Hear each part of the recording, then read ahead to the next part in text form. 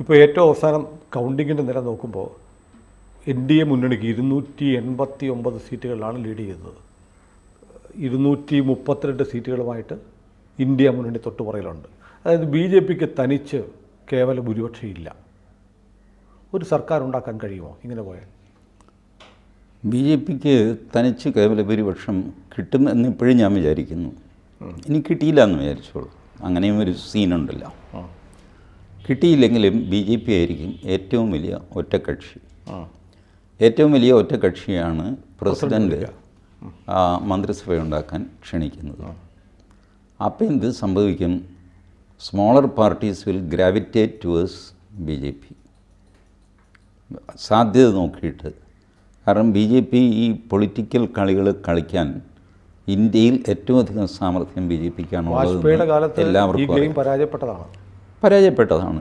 പക്ഷേ വാജ്പേയിക്ക് അന്ന് ഈ പറഞ്ഞ സീറ്റൊന്നും ഉണ്ടായിരുന്നില്ല, വളരെ താഴെയായിരുന്നു. അതുകൊണ്ട് മറ്റുള്ളവർക്ക് ഉറച്ചു നിൽക്കാൻ പറ്റി. അപ്പുറത്ത് ഇതുപോലത്തെ ഒരു കോർഡിനേറ്റർ ഉണ്ടായിരുന്നു, ഹർകൃഷ്ൺ സിംഗ് സുർജിത്ത്. ഇവരെ എല്ലാവരെയും ഒന്നിച്ച് കെട്ടാനുള്ള സാമർഥ്യമുള്ള ഒരാളുണ്ടായിരുന്നു. അതൊക്കെയാണ് അന്ന് സംഭവിച്ചത്. ആ സിറ്റുവേഷൻ അല്ല ഇന്ന്. 96-ലെ ഇന്ത്യ അല്ല 2024-ലെ ഇന്ത്യ. അമിത്ഷാ എന്ന ചാണക്യൻ, പിന്നെ BJPയിലെ മറ്റ് നേതാക്കൾ, ഇതൊക്കെ മാക്സിമം വന്നാൽ ഇവർക്ക് നെഗോഷിയേറ്റ് ചെയ്യാവുന്നൊരു പോയിൻ്റ് മോദിയെ മാറ്റിയിട്ട് വേറൊരു പ്രധാനമന്ത്രി വയ്ക്കുക, ഞങ്ങൾ സപ്പോർട്ട് ചെയ്യാമെന്ന് പറയും. ഇപ്പോൾ ഇതിനകത്ത് മോസ്റ്റ് വളറബിളായിട്ട് നിൽക്കുന്ന രണ്ടുപേരെ ഞാൻ പറയാം. ഒന്ന് ചന്ദ്രബാബു നായിഡു, ഒന്ന് JDU നിതീഷ് കുമാർ. മാറാൻ ഒരു മടിയുമില്ലാത്തവർ, ടപ്പെന്ന് പറഞ്ഞിട്ട് അപ്പുറത്തേക്ക് ഇന്ത്യ മുന്നിലേക്ക് മാറാൻ ഇതില്ലാത്തവർ.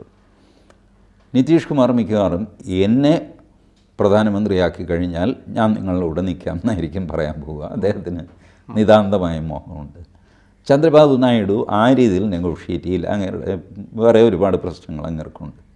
അപ്പോൾ ഈ രണ്ടുപേരായിരിക്കും മാറാൻ തയ്യാറായിട്ട് നിൽക്കുക. അവരുമായിട്ട് കോൺഗ്രസ് ഓൾറെഡി സംസാരമൊക്കെ തുടങ്ങിക്കഴിഞ്ഞു. അപ്പോൾ ഇതിൽ ചിലപ്പോൾ കാഷ്വാലിറ്റി ആവാൻ സാധ്യതയുള്ളത് മോദിയുടെ പ്രധാനമന്ത്രി സ്ഥാനമായിരിക്കും, ഒരു വിട്ടുവീഴ്ച എന്നുള്ള നിലയ്ക്ക്. അത് ചെയ്യുന്നത് ഇവർക്ക് BJPക്ക് വലിയ ദോഷം ചെയ്യും ഫ്യൂച്ചറിൽ.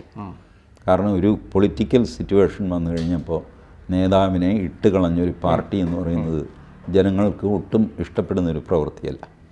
എന്നാൽ പ്രതിപക്ഷത്തിരുന്നിട്ട് BJPക്ക് അത് അചിന്ത്യവുമാണ്. അതുകൊണ്ട് BJP ഇതപര്യന്തം പുറത്തെടുക്കാത്ത കാർഡുകളെടുത്ത് കളിക്കും എന്ന് ഞാൻ പ്രതീക്ഷിക്കുന്നു. അവർക്ക് ഈസിക്ക് ചെയ്യാവുന്ന ഒരു കാര്യം ഗഡ്കരിയെ അല്ലെങ്കിൽ രാജ്നാഥ് സിംഗിനെ ആക്കാം. കുറച്ചുകൂടെ സോഫ്റ്റ് ഒരാൾ, എല്ലാവരുമായിട്ടും സ്നേഹത്തിലൊക്കെ പോകുന്ന ആൾ. ഈ രണ്ടുപേരുടെയും പ്രത്യേകത കണ്ടിട്ടുണ്ട്, അവർ ചിരിച്ചുകൊണ്ടേ സംസാരിക്കാറുള്ളൂ. റൂഡായിട്ട് രൂക്ഷമായ പ്രസംഗങ്ങൾ. തെരഞ്ഞെടുപ്പ് സമയത്ത് പോലും, തെരഞ്ഞെടുപ്പ് സമയത്താണ് സാധാരണ ഒരു പൊളിറ്റീഷ്യൻ കാണിച്ചു തരാം അവിടെ ആരാടാ എന്നൊക്കെ പറഞ്ഞ് വെല്ലുവിളിക്കുന്ന അത്. ഇത് ഈ രണ്ടുപേർക്കും തെരഞ്ഞെടുപ്പ് സമയത്ത് പോലും നിങ്ങൾക്കിത് കാണാൻ പറ്റില്ല. അപ്പോൾ ഗഡ്കരി ഇത്തവണ തെരഞ്ഞെടുപ്പ് പ്രചാരണം നടത്തിയത്, ഗഡ്കരി റിസൾട്ട് വന്നോ എനിക്കറിയില്ല, ഗഡ്കരിയെ തോൽപ്പിക്കാൻ വരെ ശ്രമം BJPക്കുള്ളിൽ നടന്നു എന്നൊക്കെ പറഞ്ഞിട്ടൊരു സംസാരം ഉണ്ടായിരുന്നു. മറാഠി പത്രങ്ങളിലൊക്കെ അത് വന്നിരുന്നു. എന്നിട്ട് പോലും ഗഡ്കരി ചായ പോലും കൊടുക്കില്ല എന്ന് പറഞ്ഞു. വെയിലായതുകൊണ്ട് ഞാനൊരു പന്തലിടും, ഞാൻ പ്രസംഗിക്കാൻ വരുന്ന സ്ഥലത്ത് ആൾക്കാർക്ക് വെയിൽ കൊള്ളാതിരിക്കാൻ, അതിനപ്പുറത്ത് ഒരു ചായ പോലും ഞാൻ തരില്ല. ആ ചായ തന്ന് വോട്ട് മേടിച്ചു എന്നുള്ള ചീത്തപ്പേരും എനിക്ക് വേണം. അത് മാത്രമല്ല, ഒരു പോസ്റ്റർ പോലും അച്ചടിച്ചില്ല. പോസ്റ്റർ ഉണ്ടാകും നാഗ്പൂർ, ഇയാളുടെ പോസ്റ്റർ ഇല്ല, ഗഡ്കരിയുടെ പോസ്റ്റർ ഇല്ല. ഇങ്ങനെയൊക്കെ ചെയ്ത ആളാണ്, നല്ല മനുഷ്യനാണ്. ബട്ട് ഈ റീപ്ലേസ്മെൻ്റൊക്കെ ആലോചിക്കാൻ വരട്ടെ, അതിന് മുമ്പ് തന്നെ ഒരുപാട് അന്തർനാടകങ്ങൾ നടക്കും. ബട്ട് ഇതൊക്കെ ഇരിക്കുമ്പോഴും ഞാനിപ്പോഴും വിചാരിക്കുന്നത് 272 ക്രോസ് ചെയ്യും BJP ഒറ്റയ്ക്ക്. 272 ക്രോസ് ചെയ്ത് കഴിഞ്ഞാൽ പിന്നെ ഈ പൊളിറ്റിക്സ് കംപ്ലീറ്റ് അങ്ങ് മാറും. പിന്നെ സൗകര്യം ഉണ്ടെങ്കിൽ നീ നിന്നാൽ മതി, അല്ലെങ്കിൽ നീ പൊക്കോന്ന് പറയുന്ന സ്ഥിതിയിലാകും. ഇവിടെ ഒരു രണ്ട് പ്രശ്നങ്ങളുണ്ട്. അതായത് ഒന്ന്, ഈ പറഞ്ഞതുപോലെ ഈ കൂടെയുള്ള ഘടകകക്ഷികൾ അവർ വേണ്ടി വന്നാൽ ചാടാൻ തയ്യാറുള്ളവരാണെന്ന് BJPക്ക് നേരത്തെ അറിയാം. എന്നിട്ട് ഇവർ ഡിപ്പെൻഡ് ചെയ്ത് കൂട്ടേണ്ടി വന്ന ഒരു ഗതികേടല്ലേ? അല്ല, അത് ഗതികേടല്ല. BJP ഇതിനു മുമ്പും അത് ചെയ്തിട്ടുണ്ടല്ലോ. ഒരു കാര്യം BJP എസ്റ്റാബ്ലിഷ് ചെയ്തിട്ടുണ്ട്, അവരുടെ കൂടെ നിന്നവരെ അവർക്ക് ഭൂരിപക്ഷമുണ്ട്, സ്വയം ഭൂരിപക്ഷമുണ്ടെങ്കിൽ പോലും തള്ളിക്കളയില്ല എന്നും ബി ജെ പി പ്രൂവ് ചെയ്തിട്ടുണ്ട്. ബി ജെ പിക്ക് രണ്ട് തവണയും ബി ജെ പിക്ക് തനിച്ച് ഭരിക്കാനുള്ള ഭൂരിപക്ഷം ഉണ്ടായിരുന്നു. പക്ഷേ ഘടകകക്ഷികൾക്ക് എല്ലാവർക്കും അവർക്ക് മന്ത്രിസ്ഥാനം കൊടുത്തു. എല്ലാവർക്കും. രാംവിലാസ് പാസ്വാൻ എന്തോ 2 MP മറ്റുമായിരുന്നു, അങ്ങേർക്കും കൊടുത്തു. നിതീഷിന് മുഖ്യമന്ത്രി സ്ഥാനം തന്നെ കൊടുത്തു ബീഹാറിൽ. അങ്ങനെ കൊടുക്കാൻ മടിയില്ലാത്ത അതിന്റെ നന്ദി അയാൾ കാണിച്ചില്ല. അല്ല, ഈ നന്ദി എന്ന് പറഞ്ഞൊരു സാധനമൊന്നും രാഷ്ട്രീയത്തിലില്ല. നന്ദി, ധാർമ്മികത, കൃതജ്ഞത, ഇത് വാക്കുകൾക്കൊന്നും രാഷ്ട്രീയത്തിൽ പ്രസക്തിയില്ല. അത് ഇപ്പോഴെന്നല്ല, സ്വാതന്ത്ര്യ സമരത്തിന് മുമ്പ് എല്ലാവരും പറയാറുണ്ടല്ലോ, അന്നൊക്കെ എന്തായിരുന്നു രാഷ്ട്രീയം, ത്യാഗസമ്പന്നരുടെ എണ്ണം കുറവായിരുന്നു എന്നുള്ളതല്ലാതെ അന്നും ഈ പ്രവൃത്തിയൊക്കെ നടന്നിരുന്നു. ടോപ്പ് ലെവലിൽ അധികാരത്തിൻ്റെ വടം വലിയൊക്കെ അന്ന് നടന്നിരുന്നു. പിന്നെ അന്ന് ഇതുപോലെ നേരെ അങ്ങ് പുറത്ത് വിളിച്ച് പറയുക അത്രയും ഇത് പോയിരുന്നില്ല എന്നേ ഉള്ളൂ. ഉള്ളിൽ എല്ലാവരുടെയും ഉണ്ടായിരുന്നു, ചരട് വലിക്കാറുണ്ടായിരുന്നു, എല്ലാ കളികളും നടക്കാറുണ്ടായിരുന്നു. ഇപ്പോൾ രാഷ്ട്രീയത്തിൽ നമ്മളത് പ്രതീക്ഷിച്ചിട്ട് കാര്യമില്ല. അതിലൊരു മോദി തരംഗം ഇല്ലായിരുന്നു എന്നത് ഏതാണ്ട് പ്രകടമായി. അതോടൊപ്പം തന്നെ രാമക്ഷേത്രത്തിൻ്റെ പേരിലുണ്ടാകാമായിരുന്ന ഒരു ഹൈന്ദവ കൺസോൾട്ടേഷൻ, ഹിന്ദു വികാരം, ശ്രീരാമൻ്റെ പേരിലുള്ള വികാരം, അതും യു പിയിൽ പോലും വർക്ക് ചെയ്തിട്ടില്ല. അല്ല, അത് രാമക്ഷേത്രത്തിൻ്റെ പേരിൽ ഒരു വികാരമുണ്ടായി എന്നുള്ളത് സത്യമാണ്. അത് നിലനിർത്തി കൊണ്ടുപോകാനായിട്ട് ഒരു ശ്രമം ഉണ്ടായിരുന്നില്ല. സിമ്പിളായിട്ടൊരു കാര്യം ചെയ്യാം. ഇപ്പോൾ മോദി ഇവിടെ രാമേശ്വരത്ത് പോയി, കന്യാകുമാരിയിൽ പോയി, ഈ രാമസേതു എന്നൊരു വിഷയമുണ്ടല്ലോ, അത് ദേശീയ സ്മാരകമായിട്ട് പ്രഖ്യാപിക്കാൻ BJP തന്നെ തീരുമാനിച്ചിട്ട് 2008 മറ്റോ തീരുമാനം എടുത്തതാണ്. ഇതുവരെ അത് നടപ്പാക്കിയിട്ടില്ല. 2014 അധികാരത്തിൽ വന്നപ്പോൾ ഇതിൻ്റെ ഫയൽ നീക്കി. ഗഡ്കരി ഉണ്ടായിരുന്നു, നമ്മുടെ ഐ തിങ്ക് ധർമ്മേന്ദ്ര പ്രധാൻ, ഇതുപോലെ പല മന്ത്രിമാർ അത് അത് ചെയ്തില്ല. അതൊരു ഫോളോ അപ്പ് ആക്ഷനായിരുന്നു. രാമക്ഷേത്രത്തിന് ശേഷം രാമസേതു ഒരു ദേശീയ സ്മാരകമായിട്ട് പ്രഖ്യാപിക്കുക. ശ്രീലങ്കക്കാർ നമ്മളിത് ചെയ്യുമല്ലോ എന്ന് വിചാരിച്ചിട്ട് ഇവിടുന്ന് അവിടെ സീത തപസ് ചെയ്തിരുന്ന അശോകവനി, സീത താമസിച്ചിരുന്ന അവിടെയാണ്. ഇതെല്ലാം ഇത് ചെയ്തിട്ട് അവർ ടൂറിസ്റ്റ് സ്പോട്ടുകൾ ഉണ്ടാക്കി, ഹോട്ടലുകൾ തുടങ്ങി, എല്ലാം ചെയ്തു. നമ്മൾ ചെയ്തില്ല. കാരണം ഒരു വാക്വേ ആയിരുന്നു, 13 കിലോമീറ്റർ മറ്റാണ് അതിൻ്റെ ദൂരം. 1.5 കിലോമീറ്റർ വരെ വീതിയിൽ അത് പണിയാം, അല്ലെങ്കിൽ ചെറുതാക്കി പണിയാം. കഷ്ടിച്ച് 1.5 അടി 3 അടി താഴെ പാറയാണ്. അപ്പോൾ ഒരു വലിയ വാക്വേ, ഈവൻ ഡ്രൈവ് വേ, ഇടയ്ക്ക് റെസ്റ്റോറൻറ്റ്, ചായ, ഇതിനൊക്കെയുള്ള സൗകര്യം, 2 വശത്തും കടലൊക്കെ ആയിട്ട് അസാമാന്യമായ അട്രാക്റ്റീവായ ഒരു പുതിയ തീർത്ഥാടനം തന്നെ ശ്രീലങ്കയിലേക്ക് തുടങ്ങാവുന്ന രീതിയിൽ ശ്രീലങ്ക പ്രിപ്പയറായി. നമ്മൾ ചെയ്തില്ല, ഫോർ നോ റീസൺ. ഇന്നും ആർക്കും അറിയില്ല എന്താ അത് ചെയ്യാതെ. അപ്പോൾ ഒരു ഫോളോ അപ്പ് ആക്ഷൻ ഇതുപോലത്തെ കാര്യങ്ങൾ ഉണ്ടായില്ലെങ്കിൽ ഈ വികാരം അങ്ങ് ശരി ഒരു ഇവൻ്റ് ആയിക്കഴിഞ്ഞാൽ പിന്നെ അത് പോകുമല്ലോ. ഒരു പടക്കം പൊട്ടിക്കഴിഞ്ഞാൽ പൊട്ടുന്നതുവരെ അതിൻ്റെ എക്സൈറ്റ്മെൻ്റ് ഉള്ളൂ. പൊട്ടി അതിൻ്റെ ആ ശബ്ദം മെല്ലെ അങ്ങ് നിലച്ച് കഴിയുമ്പോൾ കഴിയും. സോ അടുത്ത പടക്കം നിങ്ങൾക്ക് ഉണ്ടാവണം ഇത്തരം ആവേശം നിലനിർത്തണമെങ്കിൽ. അപ്പോൾ അത് ഒരു രാമക്ഷേത്രത്തിൻ്റെ ഒരു വികാരം നിലനിർത്താനുള്ള ഒരു ശ്രമം ഉണ്ടായില്ല. അതിന് വികാരം ഉണ്ടായിരുന്നു, തീർച്ചയായിട്ടും അനുകൂല വികാരം ഉണ്ടായിരുന്നു, നിലനിർത്താൻ സാധിച്ചില്ല. എന്തുമായിക്കോട്ടെ, ഇപ്പം നമുക്ക് അത് കഴിഞ്ഞുപോയ കാര്യങ്ങൾ പറയാൻ പോയി കഴിഞ്ഞാൽ 110 റീസൺസ് പറയാൻ പറ്റും.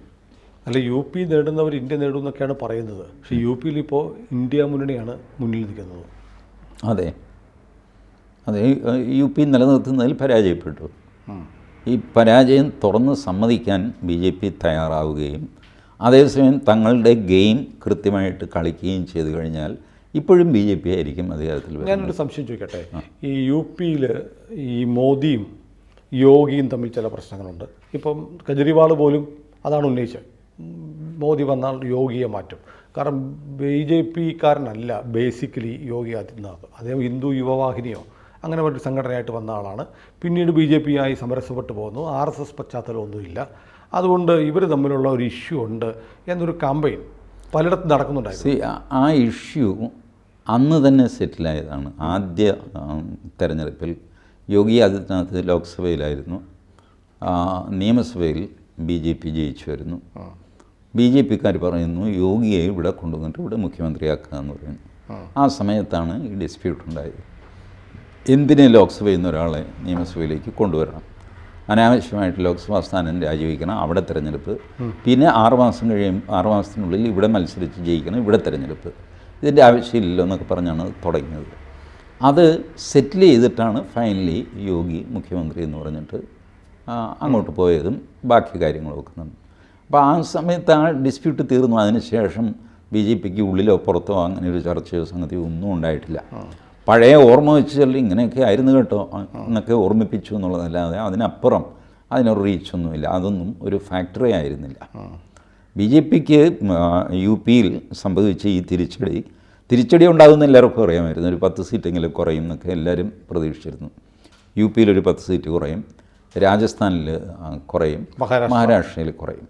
പ്രതീക്ഷിച്ച ബംഗാളൊന്നും കിട്ടിയില്ല. ഈ സീറ്റുകൾ കോമ്പൻസേറ്റ് ചെയ്യാൻ തീരുമാനിച്ചിരുന്നത് ഒഡീസയും ബംഗാളുമാണ്. ബംഗാളിൽ ഈ പറഞ്ഞ പെർഫോമൻസ് ഒന്നും ഉണ്ടായില്ല. ഒഡീസക്കാർ ഒരു കണക്കിന് എത്തിച്ചു. അപ്പോൾ സംഭവിച്ചത് ഇതാണ്, UPയിൽ പ്രതീക്ഷിച്ചതിലും വലിയ തിരിച്ചടി പ്രതീക്ഷിച്ചിരുന്നു, പക്ഷേ ഇത്രയും വലുതാകും എന്ന് വിചാരിച്ചില്ല. മറ്റ് സ്ഥലത്തൊക്കെയുള്ള തിരിച്ചടി അതുപോലെ നിൽക്കുകയും ചെയ്തു. ഇങ്ങോട്ട് കിട്ടുമെന്ന് വിചാരിച്ച ഒരു പ്രധാന സ്ഥലം ബംഗാൾ കിട്ടിയുമില്ല. ഇങ്ങനെയാണ് ഈ സിറ്റുവേഷൻ ഇപ്പോൾ നിൽക്കുന്നത്. പക്ഷേ ഇപ്പോൾ പോലും ഈ ഉത്തരേന്ത്യയിലെ വോട്ടെണ്ണലെന്ന് പറഞ്ഞു കഴിഞ്ഞാൽ 15ഉം 20ഉം റൗണ്ട് വരെയൊക്കെ ഉണ്ട്. അപ്പോൾ അതിൻ്റെ ഫലം വന്നു കഴിയുമ്പോൾ ഇപ്പോൾ ഈ ലീഡ് ചെയ്യുന്നു 298 5000 ലീഡ് ചെയ്യുന്നു, 2000 ലീഡ് ചെയ്യുന്നു, 1500 ലീഡാണെങ്കിൽ ലീഡാണല്ലോ. അങ്ങനെയാണ് ഈ ഫലം വരുന്നത്. അതുകൊണ്ട് still BJP has got A chance എന്ന് ഞാൻ കരുതുന്നു. വേറൊരു കാര്യം, ഒഡീഷയിൽ എക്കാലത്തും BJPയുടെ അല്ലെങ്കിൽ മോദി സർക്കാരിൻ്റെ ഒരു ഹെൽപ്പിംഗ് ഹാൻഡായിരുന്നു ഒഡീഷയിൽ നിന്നുള്ള നവീൻ പട്നായിക്.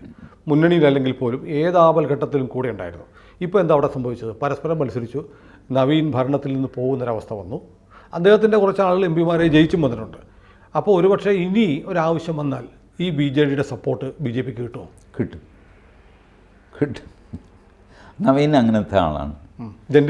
BJPയും അദ്ദേഹത്തെ ഞാൻ പറയട്ടെ, കഴിഞ്ഞ തെരഞ്ഞെടുപ്പിൽ ഞാൻ ശ്രദ്ധിച്ചതിൽ ഏറ്റവും ബുദ്ധിമുട്ട് പിടിച്ച ഏരിയ മോദിക്ക് പ്രസംഗിക്കാൻ പ്രയാസം വന്നത് ഒഡീഷയിലാണ്. കാരണം ആ ജെന്റിൽമാനെ അറ്റാക്ക് ചെയ്യാൻ പ്രയാസം. എന്നിട്ടും ചെറുതായിട്ടൊക്കെ പറഞ്ഞു, ചെറുതായിട്ട് അങ്ങേരുമെന്ന് പറഞ്ഞു, അങ്ങ് നിന്നു. That was A clear indication. ഇത് കഴിഞ്ഞ് കഴിഞ്ഞാൽ I will be with you എന്നുള്ള സിഗ്നലാണ് നവീൻ പട്നായിക് കൊടുത്തത്. ഈ കൂട്ടത്തിൽ വിശ്വസിക്കാൻ പറ്റിയ ഒരു മനുഷ്യൻ നവീൻ പട്നായിക്കാണ്, BJD-ആണ്. കാര്യം അവർ എതിർത്തു മത്സരിച്ചു എന്നൊക്കെയുള്ളത്. ചന്ദ്രബാബു നായിഡു ഇക്കുറി ചതിക്കാൻ സാധ്യതയുണ്ടെന്ന് തോന്നുന്നില്ല. ചന്ദ്രബാബു നായിഡു ചതിക്കാൻ സാധ്യതയുണ്ടെന്ന് വെച്ചാൽ അദ്ദേഹത്തിന് ബെനിഫിറ്റ് തോന്നിക്കഴിഞ്ഞാൽ അങ്ങനെ ചതിക്കും, ഇല്ലെങ്കിൽ കൂടെ നിൽക്കും. ചന്ദ്രബാബു നായിഡു അങ്ങനെ ഒരു പ്രിൻസിപ്പിളുള്ള ആളൊന്നുമല്ല. കഴിഞ്ഞ പ്രാവശ്യം മോദിയെ എന്ത് ചെയ്തും പുറത്താക്കാൻ വേണ്ടി നടന്ന ആളാണ് 2019. അതോടെ അദ്ദേഹം അസ്തമിച്ചു പോയി. വാസ്തവത്തിൽ ഈ നിതീഷ് കുമാർ, ചന്ദ്രബാബു നായിഡു, നവീൻ പട്നായിക് നോക്കിക്കഴിഞ്ഞാൽ തറവാടി എന്ന് വിളിക്കാവുന്ന ഒരു മനുഷ്യൻ നവീൻ പട്നായിക്. അതെ. ഏതായാലും ഈ ഫിഗറുകൾ ഇങ്ങനെ മാറിക്കൊണ്ടിരിക്കുകയാണ്. നമ്മൾ സംസാരിക്കുമ്പോൾ NDAക്ക് 290 ഇപ്പോൾ 299 നിൽക്കുന്നത്. അപ്പോൾ എനിക്ക് തോന്നുന്നു നമ്മൾ അടുത്ത വീഡിയോ ചെയ്യുമ്പോഴത്തേക്ക് കംഫർട്ടബിൾ സേഫ് മജോറിറ്റിയിലെത്തും എന്ന് പ്രതീക്ഷിക്കാം.